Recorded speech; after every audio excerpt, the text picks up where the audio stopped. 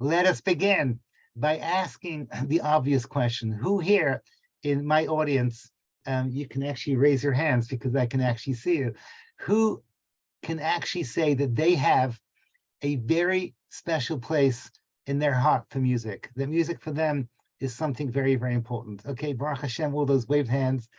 And yeah, this is something for most of the planet. This is something that is extremely, extremely powerful. When you're younger, and especially when you have more time to listen, and also when you hit my age where your hearing ability starts to go down a little bit, so it becomes less relevant. But definitely when you can enjoy music and you can dance to music and you can sing with music and you can appreciate music, music can become very central to our lives. When I was a teenager, I was a guitarist in a band. Do not laugh and do not judge me, but that's what I was. And I can honestly tell you that music was my life. From 16 to 18, it was my greatest passion. And most people will tell you that music is special for them. But the obvious question is, what exactly is it that makes it special? And what exactly makes music into music? The first obvious observation that we have is that music is extremely subjective. So one person's music is the next person's noise. My father raised me telling me about when he was a teenage rebel in Romania, he used to go to opera rehearsals. Now, honestly, when I was in high school in Northwest London, we were forced to go to opera.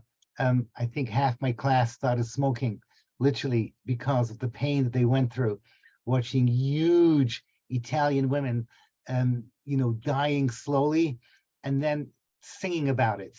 Like, oh my gosh, it was terrible, terrible, terrible. And the honesty, I understand that opera has inspired chazonas, maybe in both directions. And it's fascinating, but because of my inbuilt hatred for opera from my youth, it was very hard for me to get into chazonas. And now I've seen that some of my sons are into chazonas. So I see like a circle coming around. I grew up in the British music of the 1970s. I'm not going to go into great detail because I'm too embarrassed about the kind of music that I used to follow. But the bottom line is that wherever you go, there's different types of music. My wife is from Memphis, Tennessee, and she grew up listening to country music. Don't you make my brown eyes blue, that kind of stuff. Honestly, I don't really get it. But if you listen to country music backwards, so you get your dog back, you get your pickup truck back, you get your wife back, everything comes back. And for some reason, people enjoy watching these cowboys with their hats sing about those terrible moments of when they lost their cow. And this is what people listen to in Tennessee. There is a huge country called China. Their music, I'm sure, if I wasn't so one-dimensional Western, I could probably appreciate their music. I can't. I don't understand it. I'm sure there's genius.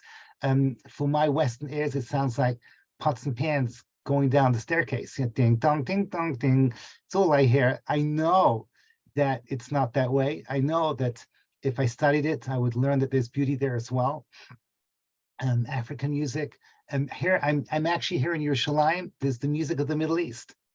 So basically, for the average Rome Jew, when you think of Arabic music, you think of someone, it sounds like he's constipated in a minaret and like singing about it. Okay, flush Ahmed, flush Ahmed. No, it's actually music. It's just that we don't understand what's going on. Music is cultural. Music changes from place to place. And literally, where I was growing up in England, every 100 miles, there could be a different musical genre. And that is what people grow up with. And you can ask the question, does music make the culture? Does the culture make the music? Did Bob Dylan create the 60s, or did the 60s create Bob Dylan? We could discuss that. But what we will discuss, because this is crucial, is exactly what is the Torah viewpoint of music. So we already identified that it is cultural. And I want to go back to that in a moment, but I want to give you my definition of music. So let's start off at the very beginning. I once gave this class in the Vei Yerushalayim, and one of my students was a teacher of music in a high school or in a college, I can't remember exactly. And she told me how she defines music. And this is what she said. Music is, and I quote to you, a rhythmic sequence of sounds and silences. Okay, let me say that slowly. A rhythmic sequence of sounds and silences. So I hope you like that. I don't know if it's a perfect definition, but it's certainly good enough for today's class. A rhythmic sequence of sounds and silences. But I would like to add my 2 cents, my 2 hashkafic cents, and I want to add a Torah viewpoint on what music is all about. And this is my definition of music. Music is a rhythmic sequence of sounds and silences that takes you to an altered sense of mind, to an altered state of consciousness. Music is a journey. That's simple English of what I'm trying to say over here, is that all of music takes you from place A to place B, but place A and place B are not physical places. Place A and place B are all happening in here. Let's look at this on a very superficial viewpoint. Excuse me. If I go into a hotel lobby and I'm all flustered, so the music over there is designed to calm you down. It's particularly annoying because I come in America, I always am there at the end of December, and the music is something like this. Okay,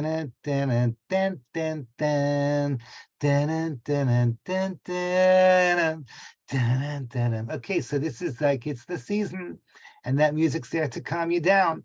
When you go into a shopping mall, so I actually have an MBA, and it's in marketing, and this actually fascinates me.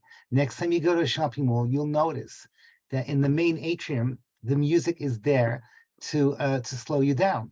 So the music is so to speak, calming music, or just simple pop music of songs that you enjoy from your past, normally from the 70s, and it's going slowly, and it makes you go slowly so that you can look at each store and then step in. And then as you go into the store, the music will switch. So if you're going into Topshop, suddenly you'll have pulsating pop music and skinny sales ladies who are trying to make you look cool and with it. And the music is there so that you will feel the correct vibe to get rid of your dollars and buy their products. So music can make you do things. Do not listen to heavy metal when you're on the road, because you will get a speeding ticket. If you're going driving down the highway, you will get a speeding ticket. Music can make you go faster. So we all are aware of how music can change us from place A to place B. But I want to show you just how deep and just how powerful these things are. So let's start off at the very beginning. Where do we find the origin of culture? Meaning, today, there are literally thousands of different cultures across the planet. I mentioned that in England alone, there's dozens of them across the United States of America, wherever you are. Do I have South Africans? Each South African tribe has their own music and their own culture and their own style. The bottom line is where does it all come from? What is the origin of the power of music? And I want to say, and this is something how I understand it, it goes back to Noah coming out of the ark. So let's go back to Parshas Noah, remind ourselves of what we learned when we were young ladies. Once upon a time, Noah went through 3 worlds: the pre-ark, whatever you call in fancy English, the pre-diluvian age, the Mabul, and then the world that we know it the way it is now. As Noah steps out of the ark, his 3 sons go in 3 different directions. Traditionally, Shem goes to the north, Yefes goes to the east, Chom goes to the south. This is simplifying things. But the bottom line is that each one of his three sons create with them a huge, big, massive expression of culture. And that culture you can see in their names. In other words, there's a Shem culture, a Chom culture, and a Yefes culture. And those three cultures basically define every form of culture that we see today. They are all subcultures of those big three, or combinations of them. So let's go through them one by one, and we'll see very, very clearly in a moment why this is so relevant to us, especially since we have already identified that music has a huge hold on our lives. And as I'm about to explain in a few minutes, music can also be very dangerous and very addictive. So let's start off with the translation of the words. Shem literally means essence. So when I ask you what is your name, so I see a lot of my students over here. It is interesting to think about what does the word Leah mean? What does Naomi mean? What is this? We've got a bunch of Rivkas over there. What is a Tzipora? What is a Rachel? What is a Basya? How do these names affect you? Honestly, today, your name doesn't really mean that much. It's not really worth spending too much time thinking about your name, in my opinion. Once upon a time it did, but there's no question on a deeper level, there is definitely some kind of a connection. And your shame is your essence. What gives a person their essence? So I'll explain that in about 2 minutes, but let's first translate the word Cham and Yafes. Cham literally means heat, and Yefes comes from the word Yofi, so Yefes can be translated as beauty. So in summary, Shem, Cham, and Yafes represent the three primal cultures in the universe, in our planet. The Shem culture, the Yafes culture, the Cham culture means the culture of essence, the culture of beauty, and the culture of heat. Let's go through them now one by one and try and understand how they work. So let's start off with the music of Shem. Well, the music of Shem literally is music that takes you on a journey to your essence. The journey of Shem music takes you from the external you into that point where you're in touch with your essence. Allow me to explain. What makes you, you? In other words, if I would ask you, what are you? You're obviously not your body, because your body is just blood and bones and muscle. It's just something that becomes worm food. Your body itself is just something, is pure physicality. You're obviously not your neshama, your soul, because your soul is from a Kadosh Baruch Hu, Elokai. Neshama shnasatabi, tahirihi, atabrasa. Every morning, we thank Hashem for giving us the soul. So the soul cannot be us if we're thanking Hashem for the soul. So who are the you? So the way the Ramchal explains it, which is the easiest way to understand who are we, that the you and the I is the struggle between your animal and your spiritual and your soul. Between your, if you want, you can say it this way, between your Adamah, every one of us is made out of earth, and Adameh is that you are godlike. It's the way the Shalach says it, Adamah. As I always tell my students, next time a guy comes up to you and says to you, you're just a piece of dirt, you just look at him and say, yeah, absolutely. Genesis chapter 2, verse 17, we are all pieces of dirt. That is one side of my essence. My other side of who I am is that I am Adameh. I was made out of the image of HaKadosh Baruch Hu. I celebrate my physicality with Ashi Yatzar.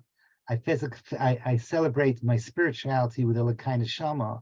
But who am I? I am the struggle between them. Or, if you want a accurate definition of who you are the tension between your guf and your neshama. Now, on an average day, what is in control? Your guf is in control. You can't help it. The moment you wake up, your body says to you, okay, we have a meeting in the bathroom right now. Okay, so your body is controlling you. After you go to the bathroom, your body says, feed me, I'm hungry, want my food now. So your body, your physicality is constantly in control of your life. And then you realize that you have to go and work to make the money to support your physical needs. There's always the dominance of your external. And your neshama, for most people, most of their lives remains dormant deep down inside. But what happens if you want to be in touch with your neshama and you want to reach that moment where the true place of your bechira happens? You want to be in touch with that place where your guf and neshama are struggling, have that tension. You need a special type of music that takes you to that place where you can be in touch with your neshama. The definition of shame music is music that takes you to your essence, that allows you to be in touch with your spirituality, so that your spirituality and your physicality can find a sense of harmony and the true you can be expressed. So Moshe Rabbeinu at Har Sinai, he went up to Shemayim, and there, according to our tradition, he was shown all the different ilamas, the universes. And according to one Chazal, that by the Kisei HaKavod, he saw what was called the great universe of music.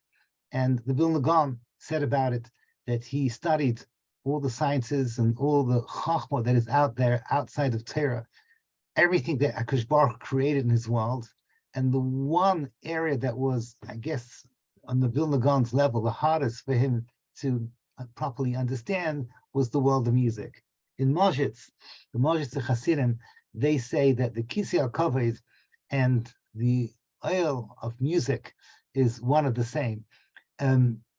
Fine, okay, be that as it may, Moshe Rabbeinu saw it. Music was right up there. This chachma, this tremendous wisdom called the world of music.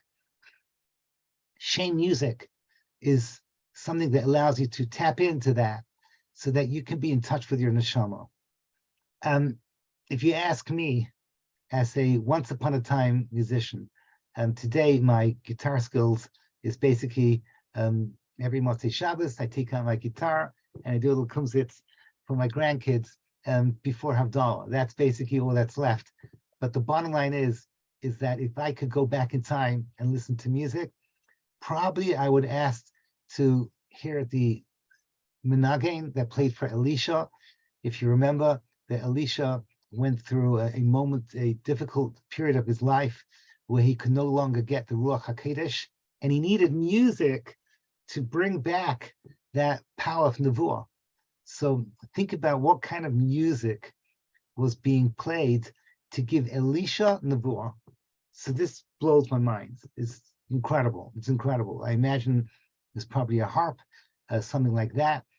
We know that in the Bais Hamikdash, the key instrument was the Chalil.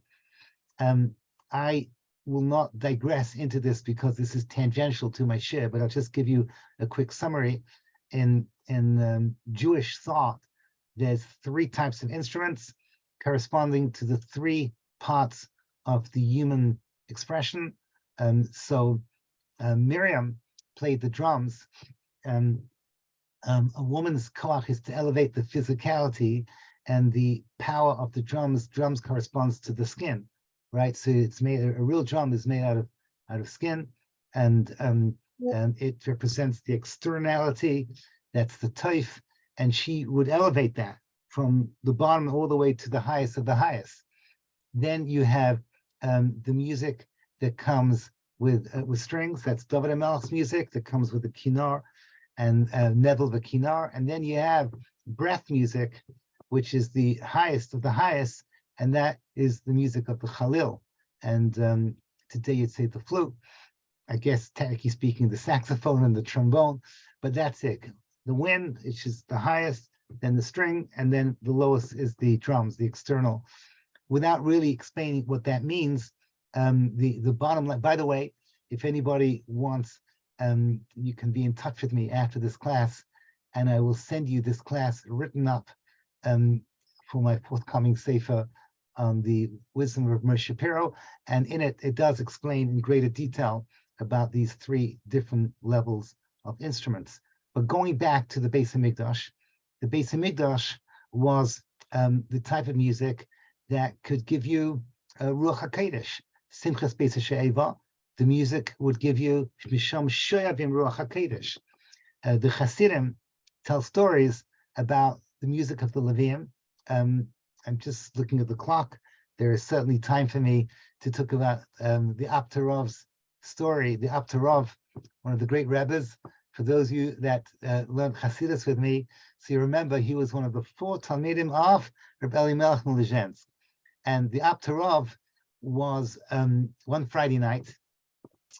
He's running his tish in the city of Apt. By the way, the Aptarov is actually buried next to the Baal Shem Tov in Mezhvush. So if we ever get back to Ukraine and we can get back to the Kev of the Baal Shem Tov, so the Aptarov is right next to him. And one Friday night, a stranger comes in to the tish. No one knows who he is. The Aptarov looks at him, points at him, and starts laughing at him to the point that he turns red with embarrassment, and he turns round and he flees from the tish room. And the Talmidim, the Hasidim, are very shocked, because it's not like the Rebbe to make fun of someone, especially a stranger that no one knows. And they just said, whatever. The Rebbe has his reasons. They did not ask him any questions. The second Friday night, the same scene was repeated. This man comes in, and the Aptar Rebbe looks at him and starts, starts making fun of him. He turns around, bright red, he runs out.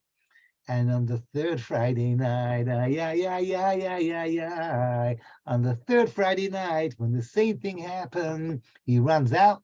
Half an hour later, the innkeeper, the local innkeeper, comes in and says, Rebbe, there's a yid who's been in my inn for the last 3 weeks. I don't know who he is. I don't know where he came from. And he just came back and he lay down in his bed and he passed down and he died. I don't know who he is. What should I do? And this point now, of course, the Hasidim could not take this anymore. They realized that this person somehow or other has got a backstory, as we say today. And yes, indeed, the backstory was insane. The Aptarov said, are you ready for this, ladies? Are you all sitting comfortably in your seats? The Aptarov said, he says, in my first Gilgul, in my first reincarnation, I was one of the Leviim. Apparently, the Aptarov was a Levi. I was one of the Leviim that used to sing in the Bais Hamikdash. And one of the things that we did was to sing for people bringing a chatos. Now, I know this is a controversial concept, music for a chatos, but the way it was written over the story is that they used to sing a sad tune as the Yid would bring the chatos. And the moment the chatos was brought, the sin offering, the music would switch to a joyous tune. Now, the Leviim, when they studied music for 5 years, they were not studying their instruments. Rather, they were working on their Ruach HaKodesh to look into the neshama of the Jew that was bringing the carbon, so that they could find out what was the perfect music that was directed to that person, and then how to switch it to something joyous as his neshama would change to the rectified state after the carbon was brought. Says the Aptarov, I was part of a group of Leviim, and we used to sing and play our instruments, but there was one person in our Chabura who was very midas hadin, very strict justice kind of a person. And he had a custom that he would sing the sad tune for a little bit longer, let the einish linger for those extra few moments. And this was something that he should not have done, because he caused anguish to a Jew. But part of what was wrong is that no one told him off. No one was meichen, no one protested his actions. Says the Heilige Aptarov, he says, that Jew that you saw the last 3 Friday nights, that was a gilgul of his neshama. And he came into the tishroom because his tikkun was that I should embarrass him publicly and I should fix his neshama. And after 3 times doing it, he reached that necessary tikkun.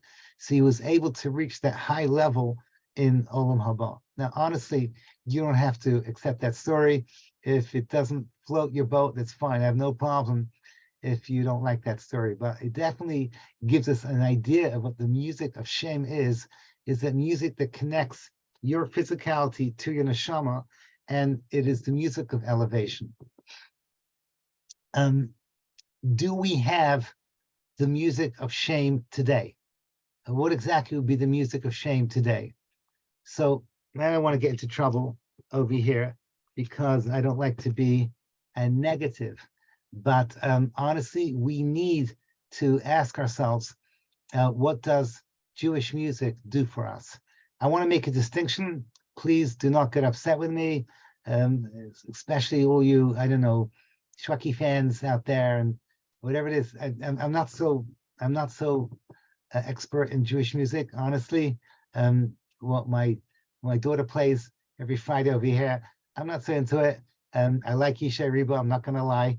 And yeah, there's a lot of good stuff out there, but is it the music of shame? So ask yourself the following question. The music that you're listening to, what does it make you do? If after listening to music, you have this sudden urge to daven like the best mincha possible, you have this sudden urge to do a chesed or to pick up a tehillim, it has elevated, the music has elevated you, then you know you've listened to the music of shame. I am reminded of my Rebbe, Rav Moshe Perot, Tzadik Zichron Livracha, back in my Bacher days. Oh my gosh, the good old Bacher days.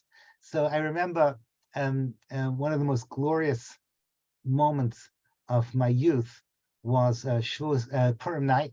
So he spoke for maybe an hour and a half in like a small room, and there was wine going around, and he was okay with that. So we were a little bit high on Torah and on cheap Israeli wine. And then at the end, he sang a tune. I don't remember what the tune was. And my friends and I are trying to remember what that tune was, but he chose a tune. It wasn't like today. Today, basically, in the Kumsitz, you sing a song once and then twice, and then you discard it for another tune. Rav Moshe Perot was old school. He stuck with one tune for a solid half hour. So there I am with my Rebbe and my friends, and we're singing the same tune for half an hour, the same tune again and again and again. And after a while, the words start to literally bang into your neshama. It's I can't explain to you. I know you think I'm tripping it sounds very trippy what I'm saying to you, but I think the experience was real. Okay, do not judge me. It's certain times you hear music. Technically speaking, you can have it at a Hasidic tish.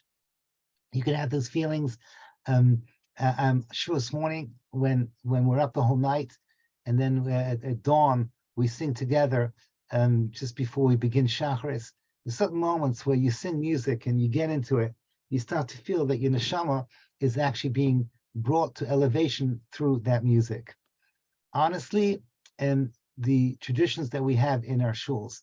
So again, I'm being Ashkenazi centric, but you listen to Kol Nidre, that tune is ancient, and that music is tshuva inducing. Kol Nidre v'charamei, you better do tshuva, or you are in big trouble. Like, so this is the yeah. So that whole music on Rosh Hashanah and then on Yom Kippur it arouses you to do tshuva. It's an incredibly powerful thing. So there is still in 2023 a lot of music of shame, music that can elevate you. And you can say to me with a straight face, Rabbi Nissal, I get this music from listening to so-and-so, and power to you, sister, if that's how you feel. I'm not going to go into the discussion about what you should do with your musical choices, but at the moment now, I would just say to you the following generalized statement. If you feel that music is bringing you to a place that is productive, then you should definitely listen to that music. And that is your version of the music of shame. The one thing that you and I all have in common, and is something that we should be doing every morning, ideally, if you are a woman and you have time on your hands, You have an halachic obligations to the Mishnah Berurah to sing every morning. David HaMelech's Psuke de Zimra. Psuke de Zimra is the program of Tehillim that connects Birkas HaShacha to Shema and its brachos. Let me just give you a quick summary of what happens every morning when you daven Shachris. The Shachris is made out of 4 parts, and those 4 parts correspond to the ladder of Yaakov Avinu's dream.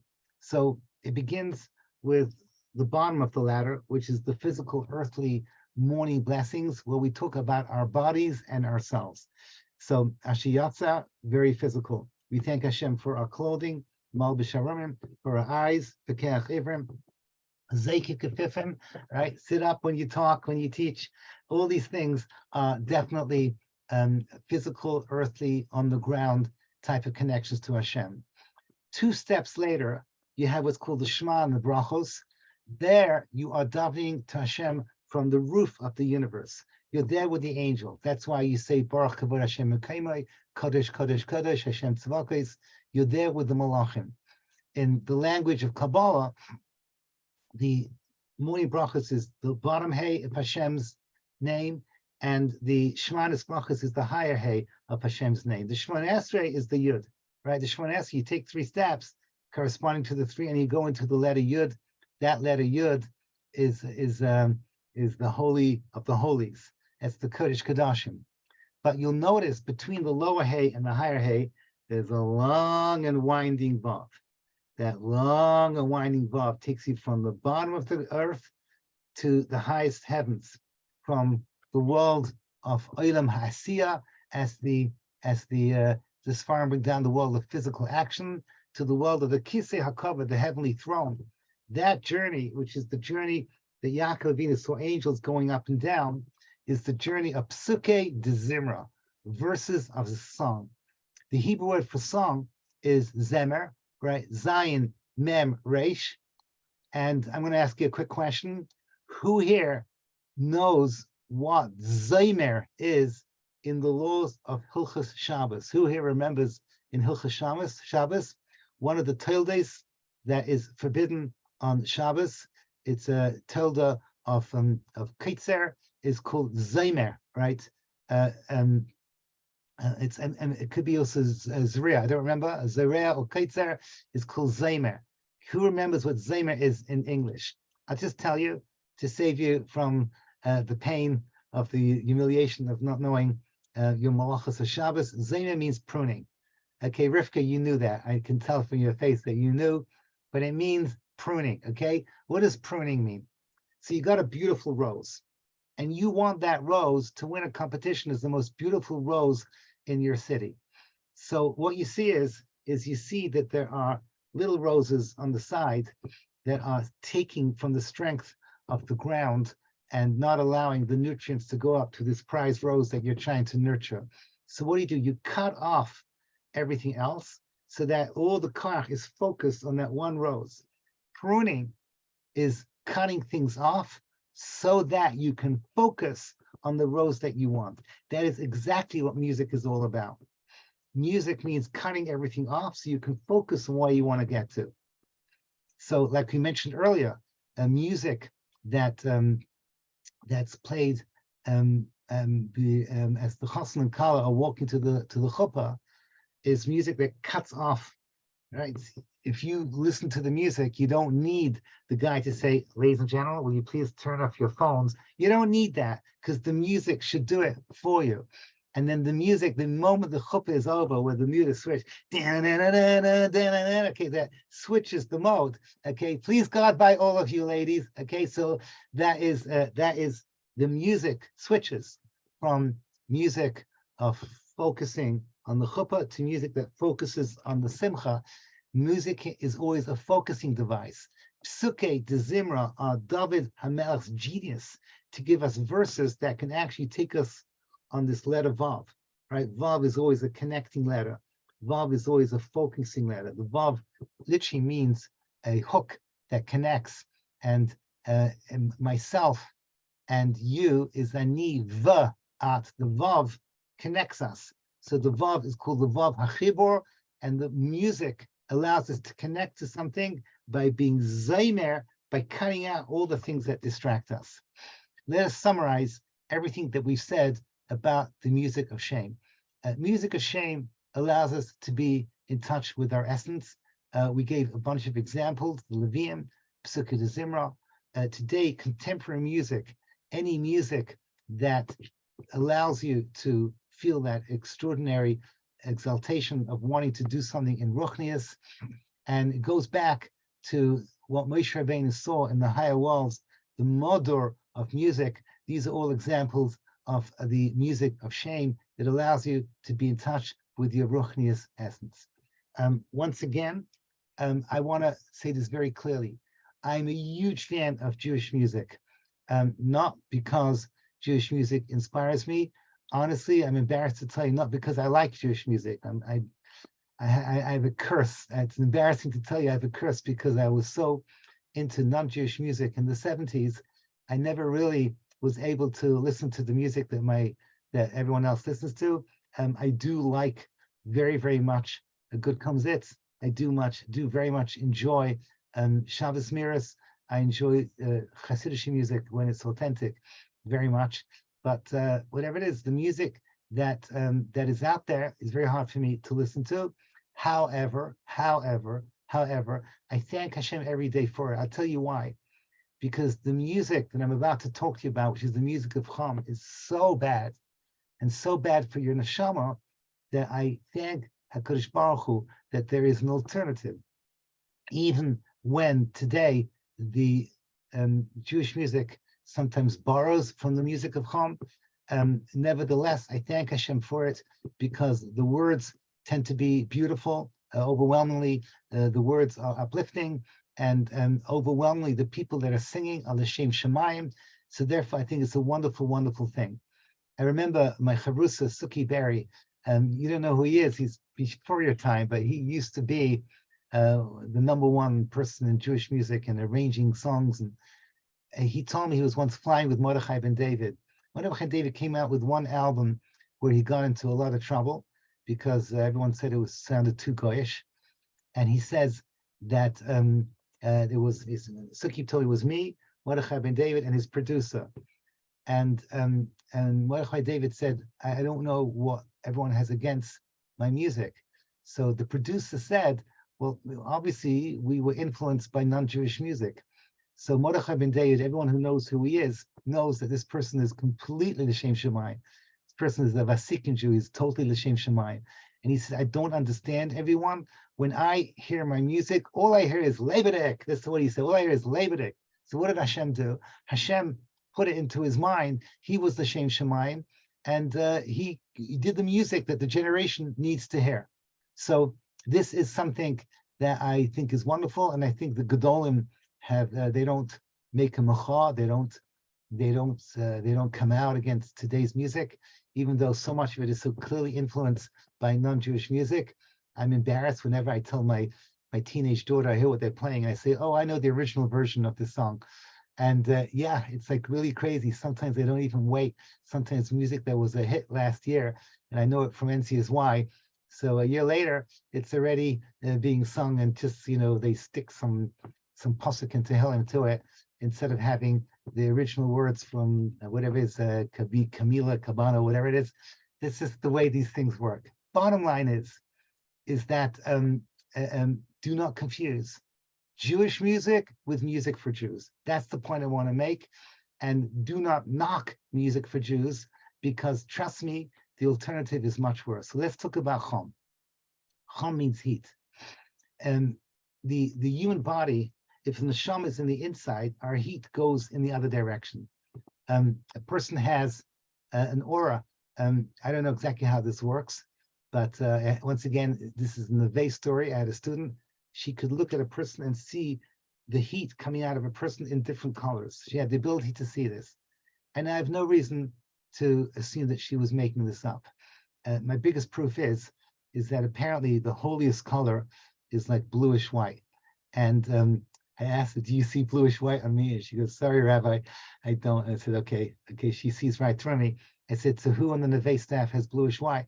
So she mentioned the rabbi. I might as well tell you it was Rabbi Tchaikovsky. He should be well and healthy. And if you know Rabbi Tchaikovsky, yeah, he's mamish the real thing. So she saw something. She saw the heat coming out. The heat comes out. But the problem is the heat coming out is going in the opposite direction from your neshama, and therefore, by definition, it is the music of tumah, of impurity. And it comes out in two ways, either aggression, so when your person is angry, they see that they are filled with heat, the heat of anger, and the other is in the area of sensuality or passion. There again, it's also called the music of heat. And both of them can lead to bad things. Kas and taiva are both functions of heat and bring a person to bad places. Not only that, the nature of the tumah is that it disconnects you from spirituality. I'll give you an example of how this works. For those who know a little bit about music, so if let's say I want to play for you with my guitar any Jewish song. So any Jewish song is very, very simple and very, very balanced.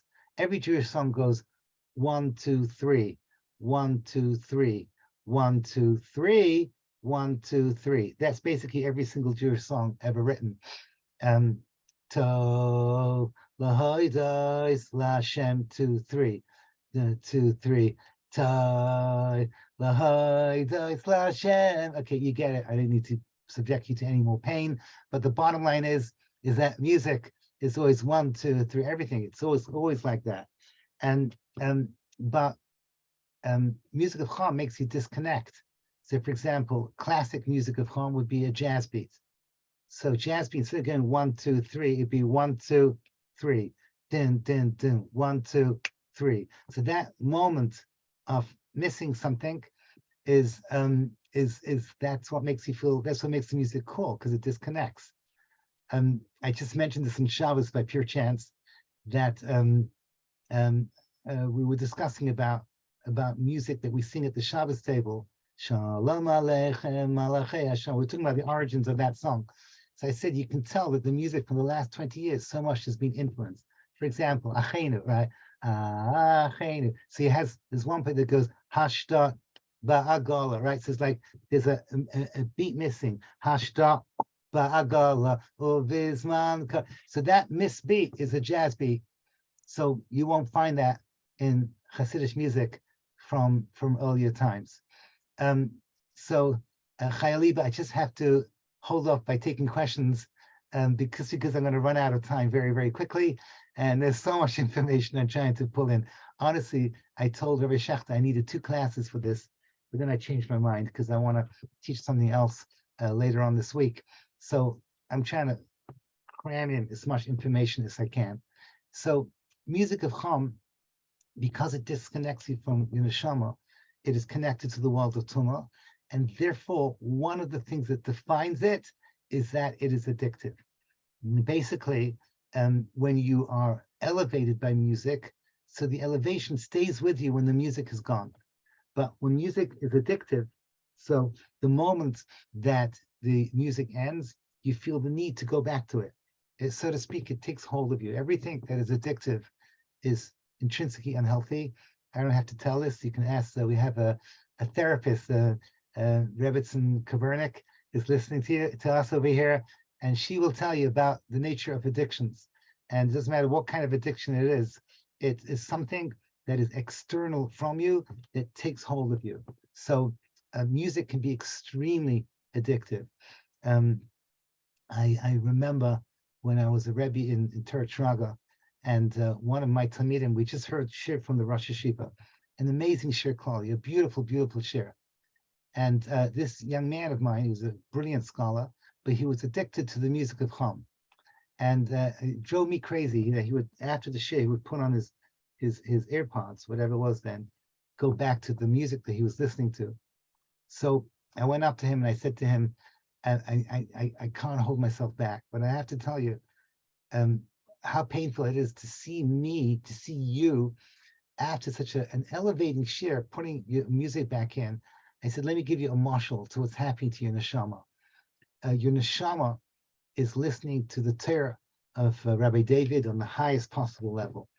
Oh my gosh, your neshama was like on a Caribbean island, whatever is in a hammock by the waters, sipping a pina colada in heaven, like in the highest of the highest. And then suddenly, without warning, your neshama was dragged into a gutter filled with like rats and feces and sewage, and and it's just overwhelmed with all that tumor. How could you do that to your neshama? And the poor guy was like terrified of me. But I meant what I said. I really meant what I said, and it is could be one of the greatest contributors to the anxiety that from children have, is because they listen to this music. This music overwhelms them, and it is close to impossible for them to give it up. I teach in seminaries. I'm fully aware that so many of my students listen to this music. Honestly, on a technical level, it is technically better than the Jewish equivalent, and it's also incredibly addictive. It's incredibly moshech, even without the cult of personality they build around the singers. The music itself is addictive, and I tell them to do what I did when I was in my early 20s. Is I gave myself different stages to wean myself off the non-Jewish music. I always give them a challenge. For example, make Friday and Motzei Shabbos, make that a Jewish music only time, so that Shabbos Kodesh is surrounded with Jewish music. I also give them the challenge, make your room a Mokum Kaddish, so the walls of your room, just like your future bias, should only hear Jewish music. Slowly but surely to wean yourself off. If you're listening to hardcore rap, where the music is basically like biology class, today we will be discussing the female anatomy. So when you have that, so Hashem Yirachem, so that kind of music, if you wanna stop listening to it, you can't just go from 100 to 0. So you can go and listen to, I don't know, regular rock music, and from then you can go to, I don't know, country, or maybe K-pop. I don't know, whatever floats your boat, whatever works for you. You take it down into stages until eventually you get to country music, and then eventually you can get used to regular Jewish music, as much as you can. So, but be self-aware of how this music of Cham damages your neshama and takes hold of you, and literally creates a barrier on your journey. It takes you on its journey. All of music is a journey. Cham takes you away from your neshama. The music takes you away. So you have to be extremely aware of what it does to you. Let's talk about the music of Yefes. So you're probably aware that music throughout the ages, Jewish music in the world of Chazanas, or the world of the Hasidic world, has drawn from local non-Jewish music. That's not the music of Cham. They take from the music of Yefes. What does Yefes mean? Yefes means beauty. So it's a fascinating thing. If you would ask me in 2023, if I wanted to hear the music of the Bais Hamikdash, where would I go? What's the nearest I can get? So shockingly, if you would answer that question with the following thought, probably you'd ask yourself, what is the most ancient music that we have? What music is 2,000 years old? Not the music that we sing in shul, both for Sephardim and Ashkenazim. There are tunes that we say are ancient, like I mentioned beforehand, that Kol Nidre is an ancient tune, and certain tunes that are coming up to Tisha B'Av. So those we say go back hundreds of years, some of these tunes. But if you want to go back 2,000 years, so we have what's called the Gregorian chants. These are monks that live in France that have been singing this sort of super complex harmonies. We have 50 men. Each one is singing a different tune in an echo chamber, in a box, that kind of stuff. So that is ancient. You also have the Armenian choirs and Georgian choirs. These choirs go back in the Caucasus. Some of you come from there. Those of you who are Bukharian, so the music from back home, some of them are so complex melodies, and they go back thousands of years. So that is a little bit of what it could have been like in the Bais Hamikdash. The nearest to that we have today is classical music. And I know this from my own Rebbe, Rav Shapiro, who heard it from Rav Dessler, that there were Gedolim that listened to classical music. And Rosh Schwab felt the Yeshiva Bachram should listen to classical because he felt it would give them a sense of Romanus, a sense of elevation. The pasuk says, "Yaft Elokim liyafes v'yishkan ba'alei shem." The power of the music of Yefes is that it has the potential to be anchored into the tents of shame. So that is what the Vision Rebbe meant when he said, "Chu mizimar sa'aretz," literally means take from the zemer. Literally means there the finest of the land. There's also a play on the word to music. Take from the music of the people and elevate it. That is the music of Yefes that can be elevated. Now is not the time for this discussion, but the reason why on Hanukkah we hate the Greeks so much, and we hate them so much that we call them Choshech, is that they took the music of Yefes and they turned it into darkness. How? By creating an illusion of Pnimius that is totally and completely false. I'm not explaining myself at all. This is for another discussion about what the Greeks did to the music of Yefes. But the bottom line is that Yefes has the theoretical potential to be anchored into the tent of shame. And now I come full circle because we are now in the 3 weeks, and it's very important to focus on the fact that we're not listening to music. I just discussed this with my wife. She asked me, when she exercises, she can have music. I said, yeah, sure you can. But there's a certain mila in going through, if you love music, to going through the pain of missing it, so that for 3 weeks you're misbinding to what extent music is important in our lives. Mashiach comes, so he's going to bring back the original music that existed before the Churban Bais Hamikdash, and the Sfarim bring down, eventually he's going to bring us what's called the 8th note. Today an octave is really 7 notes. Do, re, mi, fa, sol, la, ti, da.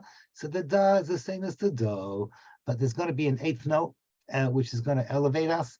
And ultimately, by the time you get to Trias and Mason, there's going to be 10 notes in the scale. What does that mean? I don't know. It's after the Churban, so we don't know these things. But what we do know is that these music has the ability to literally bring us to the world of Ruach HaKodesh. The Zohar talks about music as a marshal for the avodah of Mashiach, where every single one of us will find an instrument inside of ourselves, meaning our natural music, and learn to play it to its full potential in harmony with everyone else. It is possible to hear the music of the animals, to hear the music of the plants, to hear the music of the planets, to hear the music of every blade of grass, or as the Gemara in Sukkah says, to hear the music of the palm trees as they talk to each other. All of this is the music of the universe. And Mashiach's job is to make all of the music of the planet play in harmony, and that harmony will create a symphony that we call Hashem Echad, that God is one.